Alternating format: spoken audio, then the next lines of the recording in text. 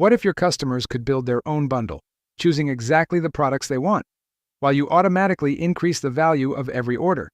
That's exactly what Mix and Match does. And in this video, I'm going to show you how to set it up step by step in less than 5 minutes.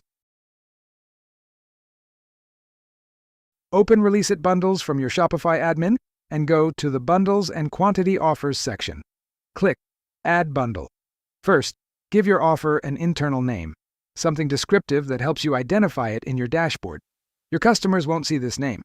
Now, select the products that will apply to this offer and save. Then, select Mix and Match, and let your customers build their own bundle. This is where you define the rules of the game. Now add all the products your customers will be able to choose from. This is your eligible product list. They will only be able to select from here. This is one of the most important steps. Think carefully about which products to include. The sweet spot is between 6 and 12 products, enough to give a sense of variety, but without overwhelming the customer with too many options.